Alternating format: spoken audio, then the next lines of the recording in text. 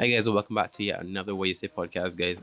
Today it's a bit hazy and dark outside ish, so if it's not as well lit, that's the reason why it's a bit drizzling at the moment as well. But I'm gonna try my best to deliver this episode to you as much as I can. This week's episode is dealing with which life skill subjects really and truly should be introduced into schools because not many schools are really teach, like teaching you how to manage your money, manage your time, manage your finances and all the stuff that you really get into when you're getting older, past secondary school and high school for those people in America. So just what subjects really will be introduced. So I've brought in a teacher, one of my former teachers at Harrison College, and we're about to sit down and have a quick discussion here, and hope you guys enjoy and subscribe down below, hit the bell icon, and yeah, you can listen to all of these on the platforms in the description down below, because don't have to watch it as well. If you are watching it on YouTube, you can, or if you are listening, go to YouTube and subscribe there as well. So yeah, go check out all those different platforms that you want to listen to, and yeah, enjoy this episode.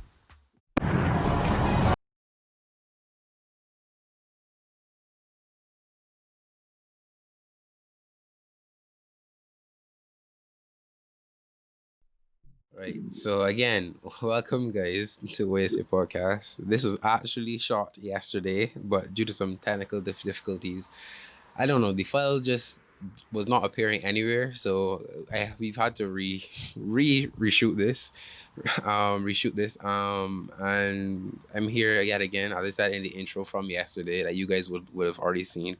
Um, I'm just discussing something with dealing with the life skills subjects they, that should be mandatory or should not be mandatory in schools. There was a post I saw on Instagram, and I'm here with a former sixth form year ahead and English lit or line Lit, line, and lit communication lit studies. line and communication studies teacher from Harrison College, Mr. Applewhite. Um, Obviously, as we discussed yesterday, it was just that, yeah, it was just dealing with the whole life skill subjects, and I will just repeat them again, in case you forgot. It was first accounting, budgeting, negotiating, stress management, self-confidence, taxes, self-defense, first aid, which we actually didn't really touch on too much, so I might add that in today as well, and time management. But I just wanted to first, as I did yesterday, just get your opinion on which of those subjects do you think should be included, and which ones do you think should not be included, or do you think are already covered by the education system in Barbados at a secondary level?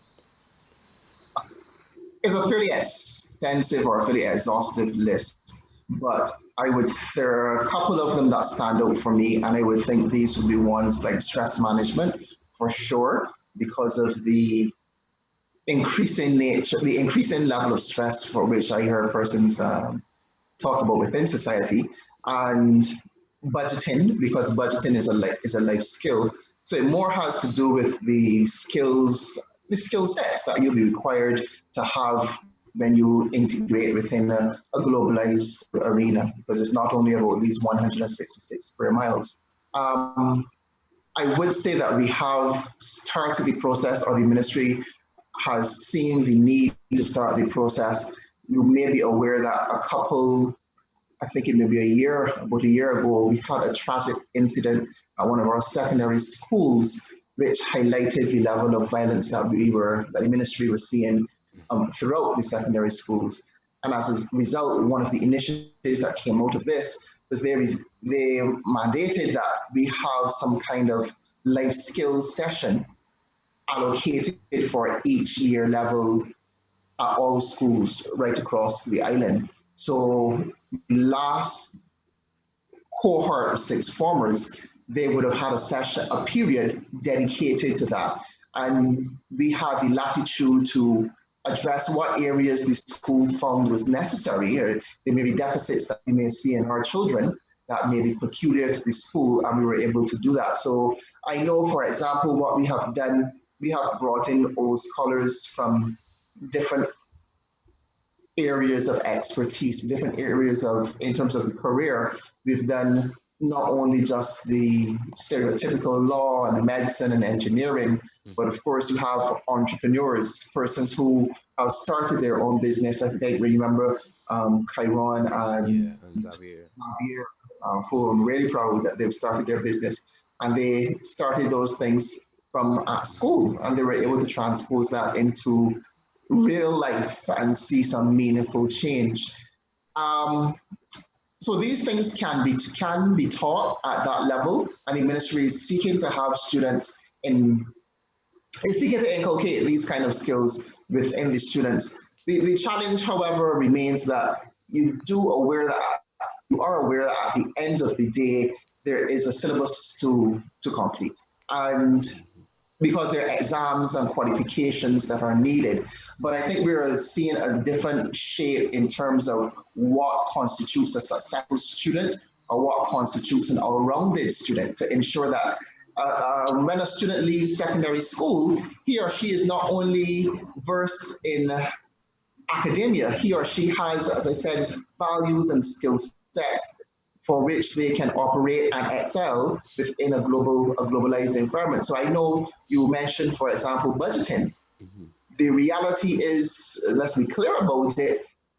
When you leave sixth form in, let's say, July, Yeah. and if you go overseas to study, within 8 weeks, because you start, let's say, September, within 8 weeks, you are thrust into a position where it is expected that you're going to have the skills to manage your money, to take care of things such as food, transport. Of course, you would want money to engage in recreational activities. Hmm. So, that skill set, for example, should be embodied or should be included in either one of those sessions, the HFLE sessions that you have at in lower six or in upper six, or it can be included within subsumed in the subject matter itself. But that's another question that I think you'd asked yesterday about, the syllabus of each subject and how we can capture it as fully as possible and ensure that the Hmm. student does not only have the academic aspect of it, but they can see the how it relates to their actual livelihoods. Yeah, but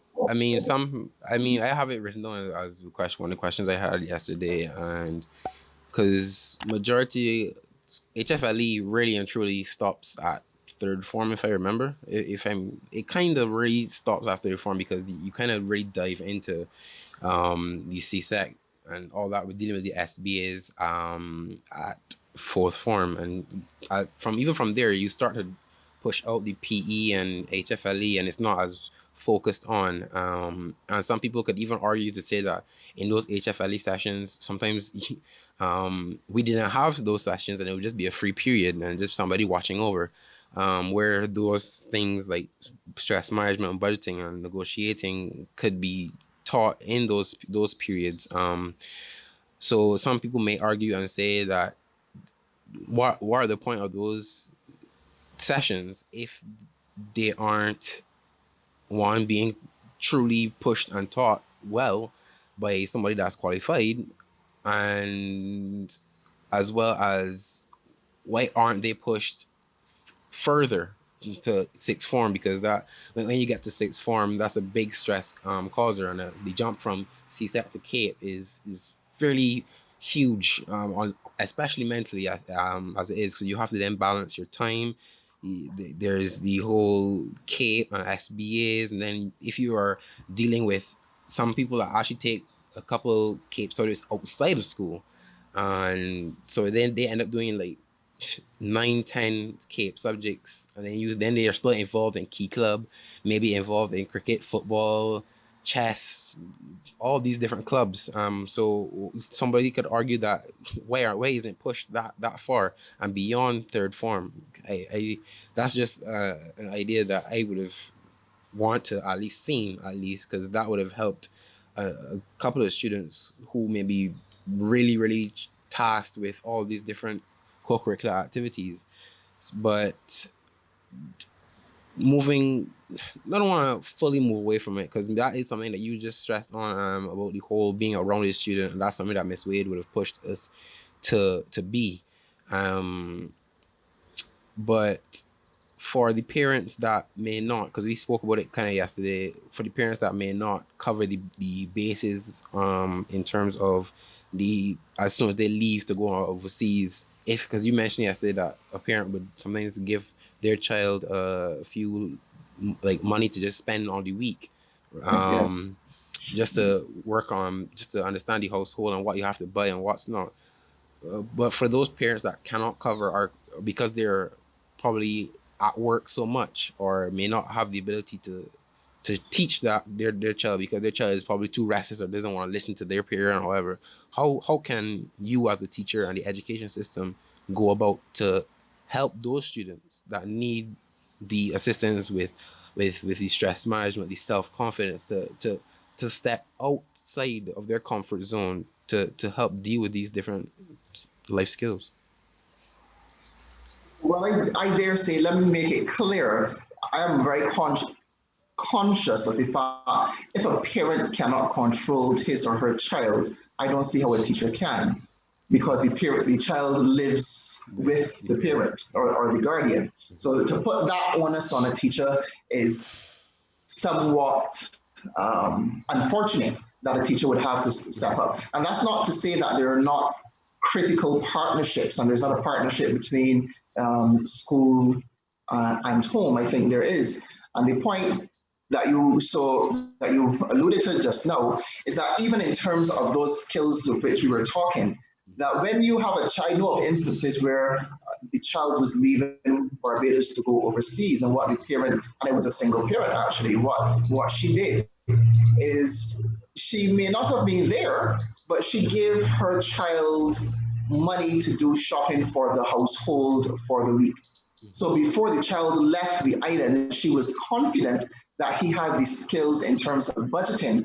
And if he can demonstrate here in Barbados that he can purchase groceries to last a 3 or 4 person household for an extended period of time, and know how to prioritize, and you know what brands to use, what is a necessity, what can stretch further, you know how to be more economical, then that parent is more comforted in the ability for that child to not only exist but excel within that environment overseas. Now, I think as one reason why I say it's a partnership is that the school also plays a part. And I do believe that it is possibly time that we look at our curriculum, at our syllabi, to see if there can be more practical elements within the syllabi. So if you're doing business subjects, for example, why do we not have that opportunity for persons to work within various companies and apply the theoretical knowledge that they're learning within the classroom, apply that within a real life context? And that's where the partnership comes in, because that's the school, but now you're bringing in the private and public sector, various businesses within Barbados, to give children the opportunity to work there. It could be during vacation, it could be even during the week for an hour or 2 hours. And once a child, or once anybody in life, because learning is a lifelong process, but once you learn how a concept, how any concept is going to impact your life, benefit or relate to your life, you're more likely to remember that for life and also apply it to life. I mean, you don't. I think right now some children think there's a disconnect. So some children are saying things like, why am I learning Pythagoras theorem? In 10 years' time, I don't see myself using Pythagoras theorem. What's the purpose? But there are concepts within those subjects where you can see how they will be applied. Like I'm sure Kairon and Xavier and others, Brandon Dowell and others, can see now how certain things apply. So there is the school part in terms of the syllabi and making more practical, having more practical opportunities. And then there is that partnership, as I said, with businesses, private um, and governmental, public sector, agencies to offer that opportunity to the children because it's only going to be down to the benefit of the Barbadian society. And I don't, if you don't want to be selfish about it, Mhm. not only Barbadian society, but I dare say these skills can be exported regionally and internationally because we're no longer, confined to just this domestic space of operation. Yeah, and just be as you said, well, being confined. I mean, and opportunities. I mean, there was the whole opportunity that there was with the the gender champions with the Canadian stuff. It's Charlene and Christopher and them, and as well as this, just the opportunity, the $20 challenge. But that's a national, nationwide thing. But for the lesser schools, quote unquote, because that is a very strange stereotype, and it doesn't really matter which school you go to; it's what you do at the school. Um, for those quote unquote lesser schools that may not have the opportunities or may not have the teachers that are as patient to deal with those students. How the newer secondary schools, let's not call us lesser schools, newer Yeah, secondary schools. yeah. How how do you think that more opportunities can be given to those students to give them the same fair opportunity as somebody at Harrison College, Queens College, St. Michael, Commonwealth Foundation, all those kind of schools, that are a bit older? What can be done to help those students with the same stress management, negotiating, self confidence, first aid, time management, because they need it as much as the other students that are at these older schools. So, uh, what can be done to create that balance, to help them? Well, I think first of all, the whole notion of success has to be redefined. What someone at school A may deem as successful for them is not the same level of it's not what someone at school X may deem as successful. So some schools are purely academically streamed, and there's some that have a more vocational leaning. And we do know that at some of those schools that have that lean towards more vocational subjects, they have like work to school programs. So the students have the opportunity to go into to businesses to practice their craft, things like hairdressing, barbering, carpentry. There are even some schools that have the students engage in agriculture. So they have that opportunity. And what happens now is if you look at the education system holistically, you are not, I don't think any student is constrained to one particular trajectory. So even if at the end of fifth form you've been doing sciences, there's the opportunity for you to change your trajectory at the end of fifth form. If your school does not have a fifth form, the process is such that, the sixth form application process is such that everybody can apply to any school that has a sixth form offering. So the challenge there, maybe we don't have sufficient places at the sixth form, but at least persons can do that. So a person who comes, if I can think of a school that doesn't have a sixth form, a person who comes from what's a school? Can't even think of a school that's on a sixth form. I'm trying to remember what. Dayton Griffith. Dayton Griffith. I don't. They don't have a sixth form. They do not have to remain in the system, or they don't have to leave the system because their school does not have a sixth form. They now have a number of sixth forms for which they can enter. I want to also highlight there's an instance, at least one that I'm aware of, where there's a student who would have attended St. George Secondary School, and that's one of the schools that has a leaning towards the vocational subjects, but he was more academically inclined and he pursued the academics feverishly at St. George. And at the end of the fifth form process, he transferred to a school that had a sixth form and excelled there, and then went on to be a lawyer. So those there is the opportunity there for upward more. I don't want if you want to call it upward more. I don't want to call it upward mobility. Let's say for change of direction. There is the opportunity there for persons at any school because, as you rightfully said, it's not necessarily about what school you go to, but what you do at the school. And I would think that one of the things holding some of the children back is the perception of society. Because so you go to school X that focuses on the vocational, and because they focus on the vocational, society does not deem that as a success. And that's where the self-confidence issues come into play, Yeah. because you are not seeing yourself of any value. You do not see any value in yourself because of how society sees you. And well, that's obviously a deeper topic that deals with psychology and things of that sort. Hmm. But it's strange, if not ironic, that the monster which we try to fight is the monster that society actually creates. Yeah. So there's a challenge right in that happening right there. But I dare say there's opportunity to change trajectory, and everybody, and as I said just earlier, every school has been mandated to include that session for every single year level right throughout the school to provide that opportunity.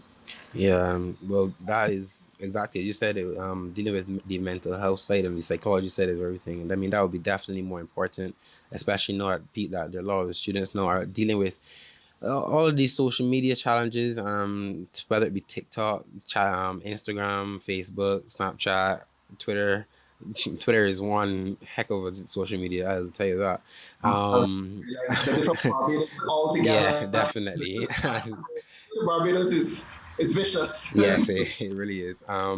But moving away from just the more theoretical academic side of everything, onto the more practical side, Mia, the Prime Minister, Mia Motley, she made it clear that all Barbadians really, well, if you can get to them, that they should learn to swim, and that is something that she's put in place.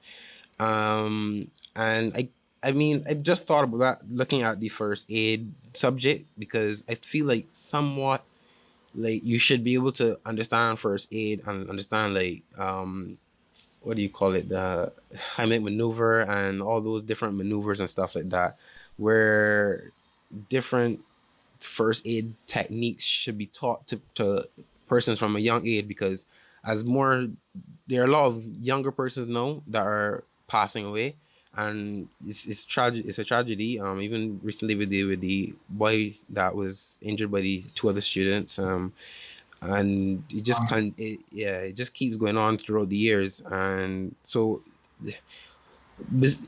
regardless of disregarding HFLA, could that be something that the education system implements within PE, where they practice the physical side of where they're teaching the physical side of everything, that they also teach how to combat getting an injury from being involved in these physical activities, because if anything, if you fall down and you break a bone, or and I've seen it at Harrison College a number of times where a student dislocated a knee or dislocated a shoulder, something like that, if whether it was on the tennis court or just playing football. So, if a teacher is not there, if Mr. Thorne or anybody's not there, a student should be able to know what to do in those situations and shouldn't have to run for help just because, you know.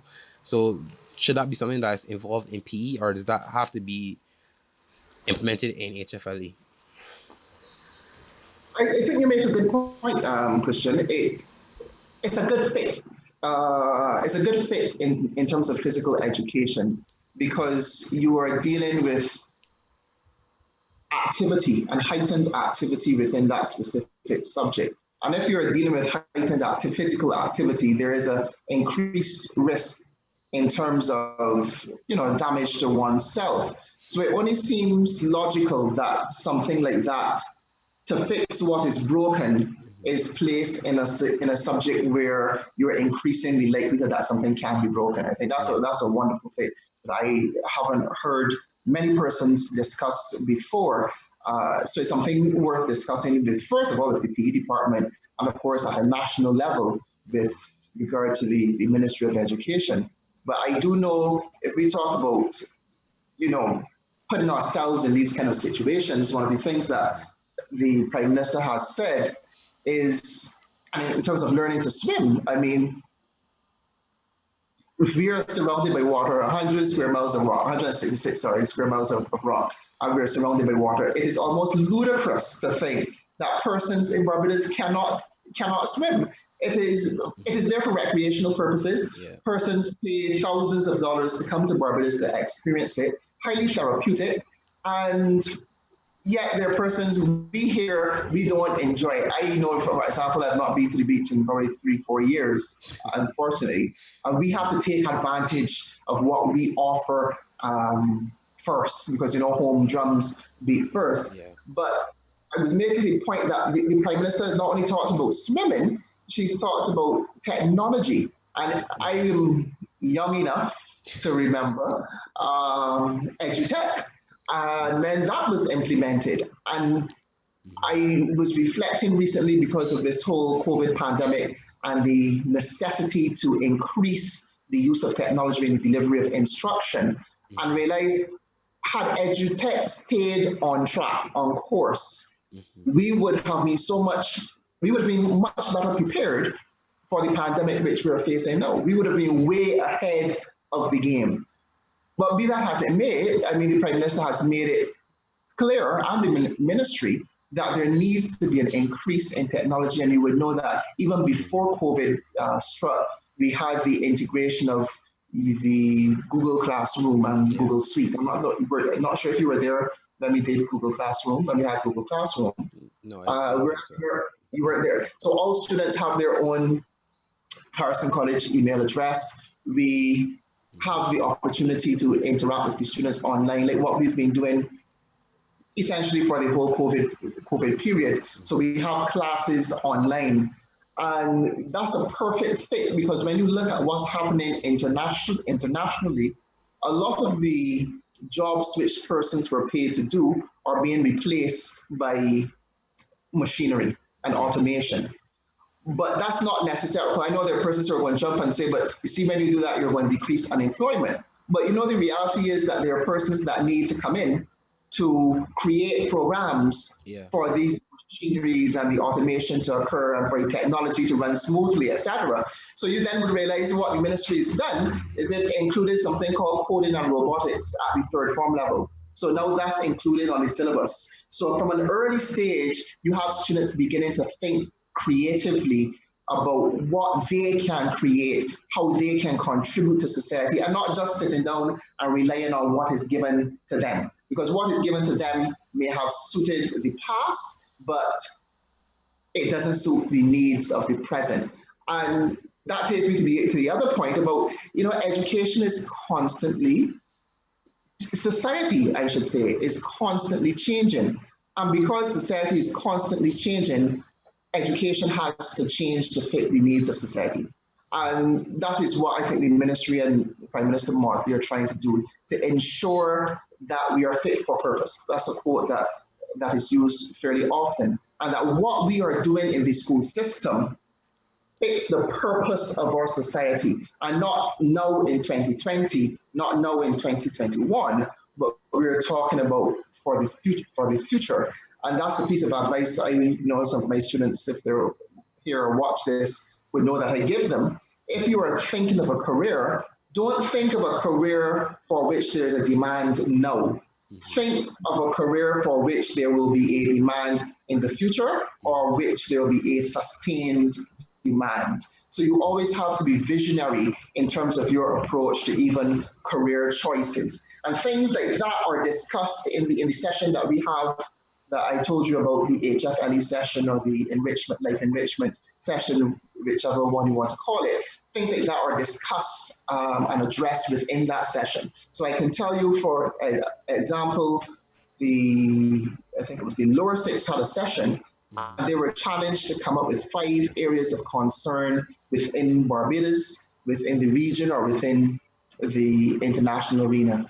And they had to identify a specific solution that they were going to start, they were going to implement, and they were going to follow through to address this. So if it was something such as, let's say, governance, they had to come up with their concept of what they think governance should look like in the 21st century and going forward when they get to their 20s and their 30s and their 40s, etc. Then you look at the environment, same thing. With whatever was the challenge, they had to come up with a solution. So it is happening. It is happening at let us say at a slow pace. We've started the process. It doesn't happen overnight, but be assured, rest assured that at least at Harrison College, we have taken full advantage of that opportunity to ensure that our students are fully equipped to, as I said, exist and excel in a globalized environment.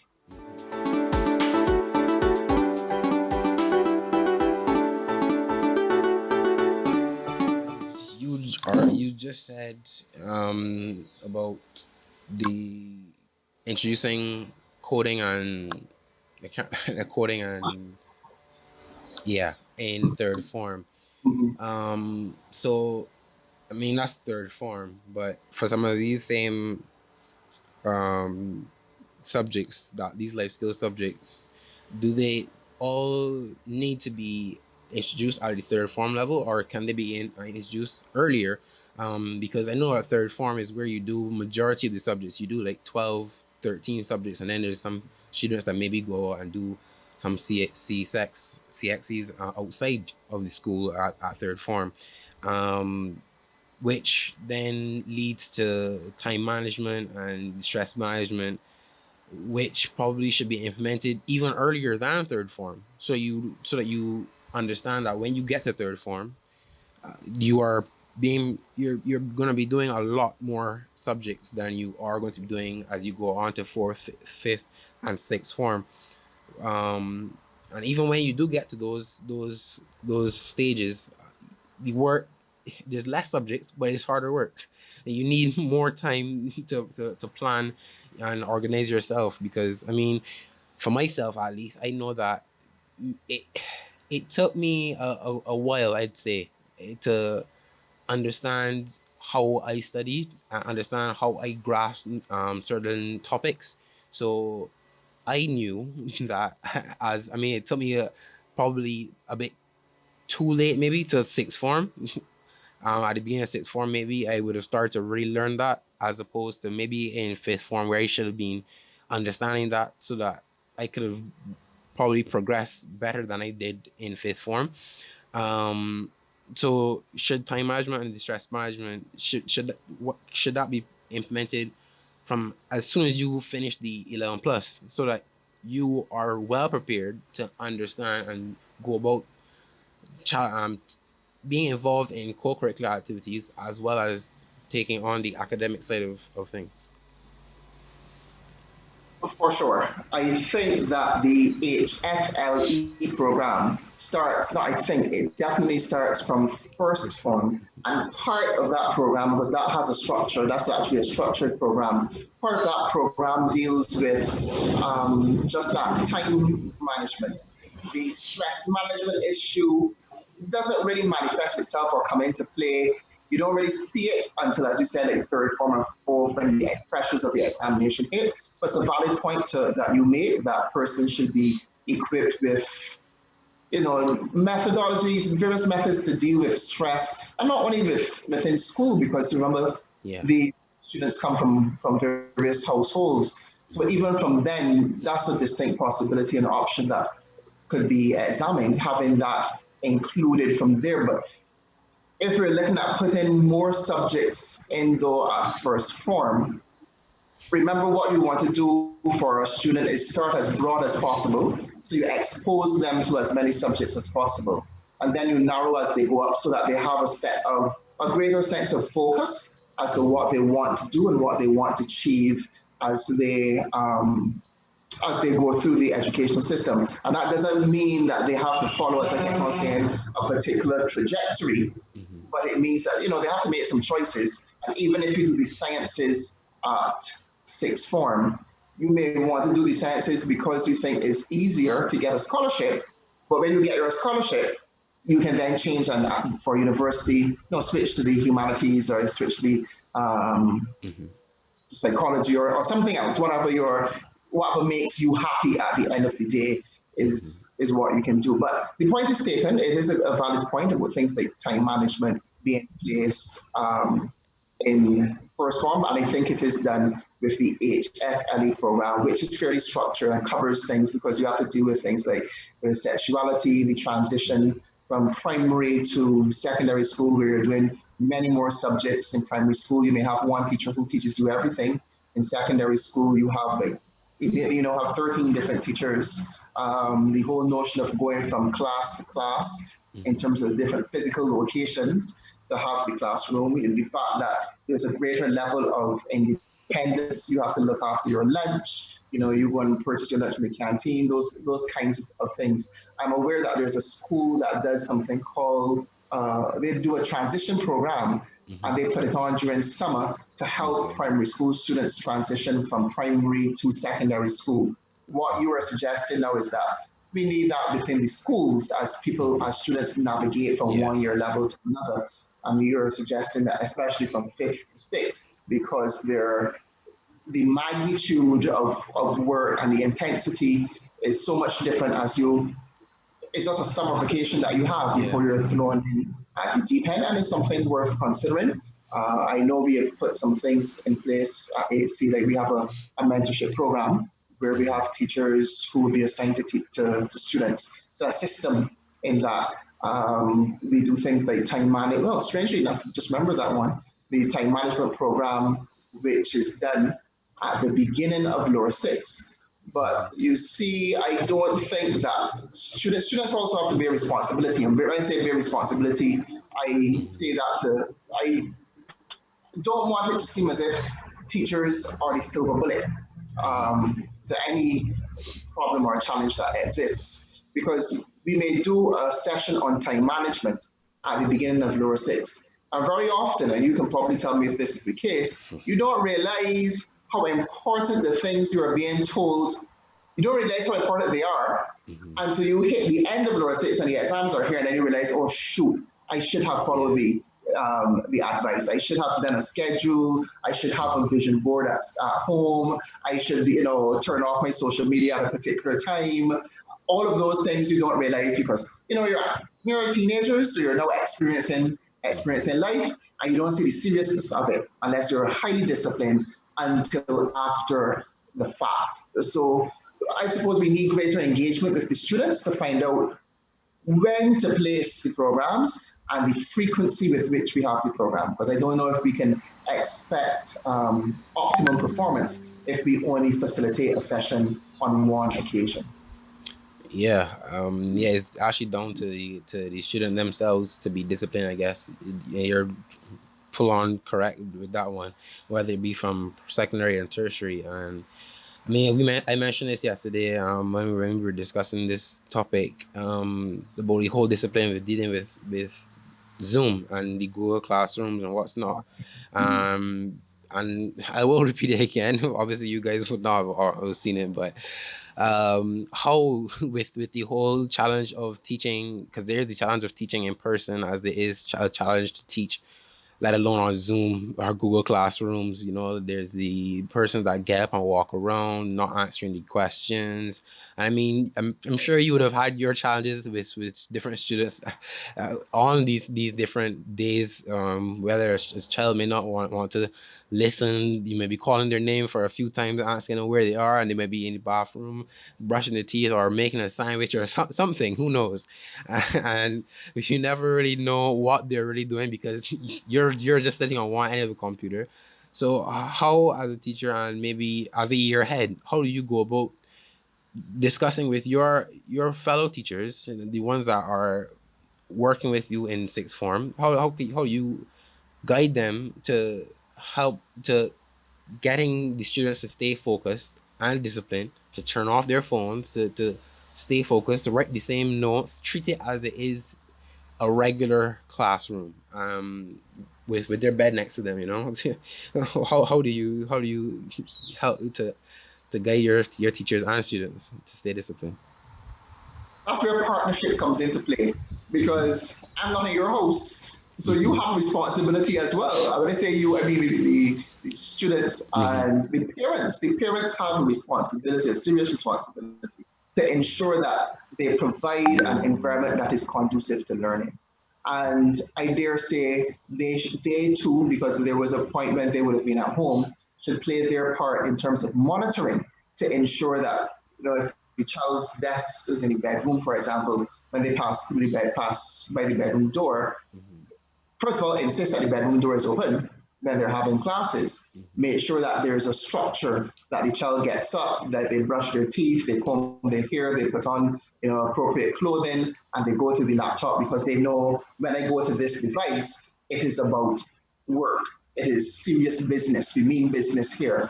So from that end, the parent plays an important role. The student plays an important role as well because he or she has to realize that this is their future. The same Mhm. way how and we do assessments too online. So the same way they want to get the top mark or they want to make sure they get in the whatever percentile they're aiming for, that can only be achieved if they put in the work. From the teacher perspective, there may be challenges, but of course we are smart. We were children too, so we know the little strategies, and we have meetings. So I know we have Mhm. their meetings, so we know what people do. Turn on the camera and then go and cook. And Yeah. nobody would ever know. So we are aware that children do that. But there needs to be, because it is the rapidity with which the method of instruction is changing or has changed, there needs to be retraining and retraining of teachers and retraining of students, both entities, and retraining of parents. All the major stakeholders have to be retrained in how they approach this thing called education and how education is delivered in this environment in which we live. And I say this environment because I don't suspect that after COVID-19 that we are going to revert to what existed before. There's a constant improvement. And if we realize that something can be done better, why not pursue that? So all stakeholders have to be retrained, in how they approach education. Um, Mhm. as a whole. With regard to in the class, there are those strategies that you may use to ensure that students remain engaged. One is the question technique. So you make sure that you're always asking questions to the students so that you're getting responses. A student is more likely to remain at the laptop when they hear random names being called because they don't want to have their name called and then realize they're not there to respond because it'll be picked up.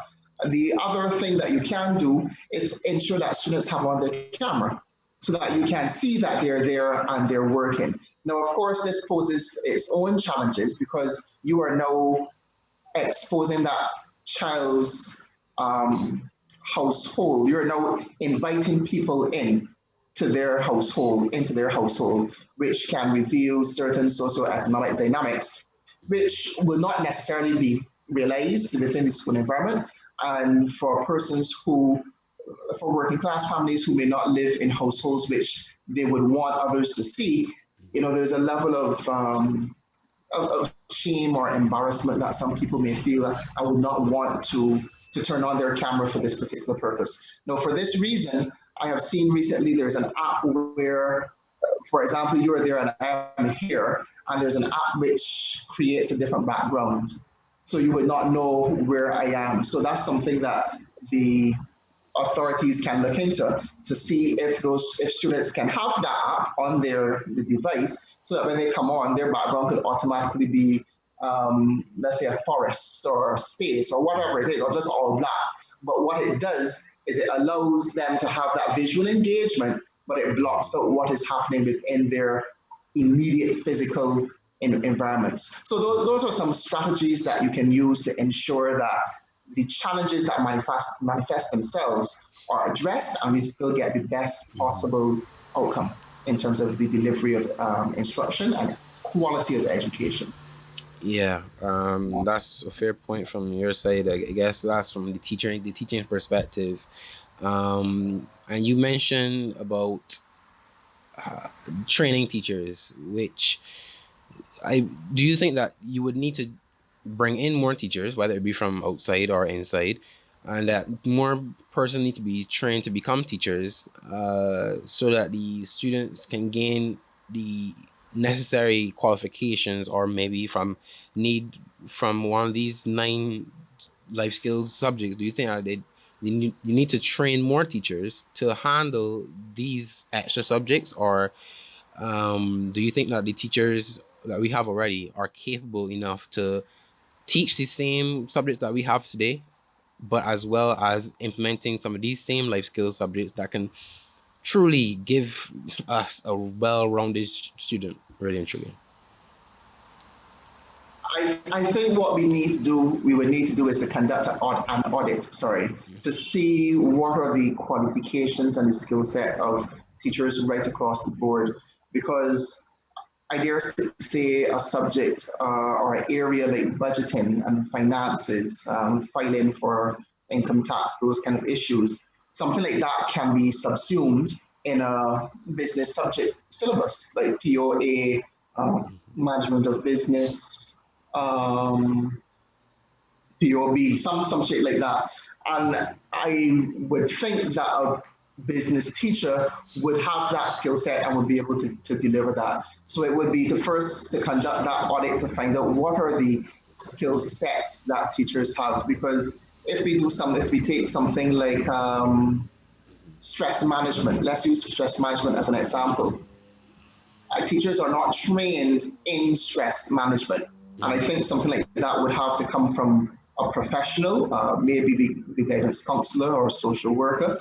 But that's not something that I think should be thrust upon teachers who themselves are looking for various ways to manage their own stress. I don't think something like that should be thrust upon them. In terms of now increasing the number of staff within the ministry to deal with something like this, we know that the economic circumstance right now does not even allow for such to occur, because we've taken a major hit with the almost decimation of the tourism industry, and we're highly dependent on tourism. So the economy cannot bear that burden at the present moment. So at present, what would have to happen is, as we said, the persons who teach the area and that skill set is there, you'll have to utilize them. But going forward, in terms of hiring more persons, rather than hire more persons, we may look at training those teachers that exist and are in the system already, train them in that particular area so that they're now fully equipped to deliver the instruction that is necessary from a professional perspective, that is necessary for students to manage their stress or to manage their time, or whatever skill it is that you're referring to or value that you're referring to. But I don't think it can be done just willy-nilly, to say that you're doing it. You're either going to do it so that it's effective, or you're not going to do it at all, because both of them six of one, half dozen of the other, in my perspective.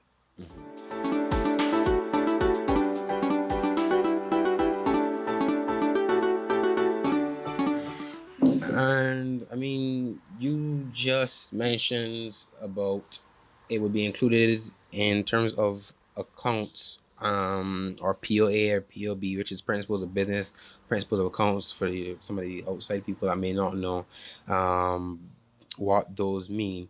And but those are subjects that are included in certain categories, certain options that you have to choose, and that comes from choosing from third form, choosing again as you're going into sixth form. Because I had to do art, applied math, and I can't remember what else I did. Oh, computer science. um, those three subjects, and I had to do those three subjects if I wanted to. I had to do math because of that. I couldn't just go and choose any old subject. Or if it was one of these nine subjects, I wanted to just say, oh, I want to learn self-defense, as well as learning art and learning computer science or learning the same coding. I had to do those same things, and I know that as a student, you kind of question, why can't you just go and do principles of accounts or principles of business? Because from myself, maybe dealing with film and videography and whatever, learning something from the principles of business side of everything and accounting, that may have helped me to maybe get in, or maybe to get into learning entrepreneurship. I guess Chiron and them would have maybe loved to do that. I don't know if they did do it, but maybe they were restricted to the same categories that were given to us. So why is it that it has to be those same categories and that you can't just go and pick principles of business and I want to do French, I want to do art, and I may just be an artistic French entrepreneur or something like that, you know? Why is it that those categories have to be chosen? Um, and why can't you just go ahead and pick any subject that you know is going to help you to become an entrepreneur or whatever it is?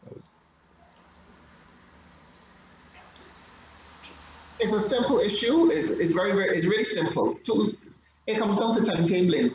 Mm-hmm. That's all it really is. Because when you get to sixth form, you have to remember you choose some grids. Yeah, So there are four grids. grids, grids A to D, and you choose a subject from each grid, and the subject you don't choose from is the one where you use to replace you in a communication studies class or Caribbean studies class. So it all comes down to grids, and this is a challenge that you're going to find at all secondary schools because what we may be able to offer, the combinations we may be able to offer, are not the combinations that Queen's College may be able to offer, will not be the combinations that Commonwealth is able to offer. So what you find is don't just stick to one, and we encourage students who are watching this, don't just stick to one school. And I've had questions coming already about it. Look around and see what the options are Mm-hmm. so you can see where you get the best fit, as you just said. So that if you want to be the artistic French speaker, the French artist. Something like that. So if you want to be that, you realize, okay, well, this is not offered, that possibility is not Mm-hmm. offered at school A, but I see it's offered at school C. Then you select school C as your school of choice for sixth form. Incidentally, I can say this now because the cat is out the bag. We are offering entrepreneurship from September. House Okay. College is offering entrepreneurship. Mm-hmm. So you graduated just a little bit early, or not, you'd have been able to be Missed out on a lot of subjects, it seems. so uh, we are expanding our curriculum to mm-hmm. fit the needs of the society because we do realize that there are a number of persons. There are only a certain number of careers that you could pursue here in Barbados, Mm-hmm. or opportunities. But in order to give persons the in order to allow persons to develop or create their own opportunity, entrepreneurship lends itself to that. Because as I said, that critical thinking and things of that sort, those that would help with the creation of business when you so Xavier and his blended juices is that Yeah. he's doing his blended punch. Yeah. Yeah, Xavier is yet to call me to tell me come and taste one. Um, Cairo and his cheesecakes. Mm-hmm. But I had those, although you're not supposed to sell at school, but I had some of those at school as well. Mm-hmm. And I know that other persons who may have engaged in their entrepreneurship Yeah. from a young age. Yeah. I guess that explains everything for all these students that are wondering or didn't understand. Like myself, I didn't really understand why I had to do this, and I still don't. It's a bit tricky where you have to like even as I'm at you, you have to do certain electives, and you it's a bit you have to do electives, but it is to push you to be a rounded student. So I guess all you have to do is to try to go at it with as much effort and still try to do as well as you can in them, while you still try to stay on your path. I guess that's the best advice I could probably give to anybody, if they're trying to get to their end goal but aren't as motivated in another subject. I think that really covers everything. I didn't. I'm looking at self defense, and I trying my best not to really push that because I don't think that that's something.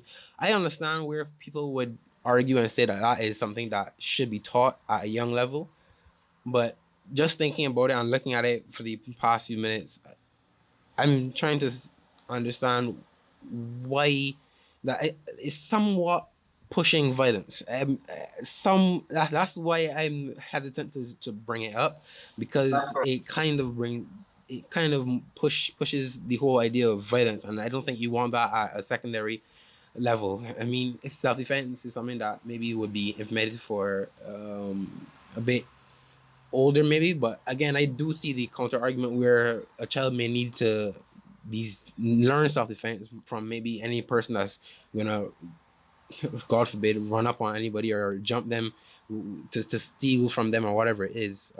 So I guess that could be something that's taught outside of schools, but it's still somewhat offered, but But it's when not.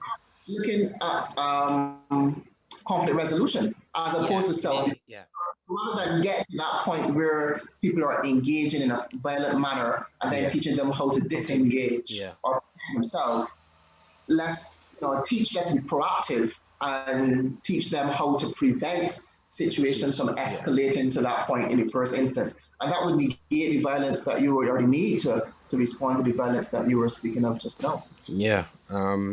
Yeah, definitely. That probably should be the 10th sub life skill subject that should be on this list. Then, if anything, and the self defense should be removed because Conflict. this, all the rest of them, accounting, budgeting, negotiating, which is already tackled in communication studies, I would believe, and English language at least, because even writing those simple essays, like, I mean, it teaches you to speak at least. But uh, if you don't fully push in the communication studies, I guess you wouldn't fully learn how to negotiate. I would have, I would have learned a bit of my negotiating side of everything when I was dealing with the pageant and what's not. But I'm glad you said that because that's the point that I wanted to sorry to interject to uh-huh. make that everything does not have to be placed in the formal education system. So Hmm. everything does not have to be taught through a subject on a timetable within class. Hmm. And that's where you have the co-curricular activities. And I call them co because I think they will be working in tandem with each other. So when you just talk about the pageant and how the pageant would have taught you skills like it was negotiating, Yeah, you said, negotiating and just speaking out and all that stuff. Yeah, and you didn't need to sit down in a class for a teacher to tell you that. And I'm sure that you would have, it is more effective having been in the experience or having experienced it hmm, than having been taught it in a classroom setting. So things like the same conflict resolution comes about within co-curricular activities. You have key club versus a service-oriented club, and there are certain values, sharing, caring, and empathy which are taught in Key Club. On debating and that critical thinking ability to yeah, think for yourself, to consider all of the variables and to come to a solution and you may not come to a solution, but come to a realization where you acknowledge all the factors that play in coming to a decision, and that helps with leadership and your leadership style. So it does not have to be teamwork. yeah, You have cricket. You would know yeah, you have yeah. cricket. Hmm. You have football. You have hockey. So you know that it does not have to be within the formal system in Hmm. terms of in a subject. We don't have to put it on the timetable. It is available in the informal education, and let's say the hidden curriculum, and these things are taught in that way as well. So we would Hmm. want to do things like, let's say, mandate that a student participates in at least one co-curricular activity Hmm. when they're in from the time they hit first form. Yeah, You have cadets, if you forgot about cadets, if the yeah, level of discipline. So if every student is involved in at least one, there is some value, there is some skill set that they will learn that hmm, will enhance their performance within the academic arena.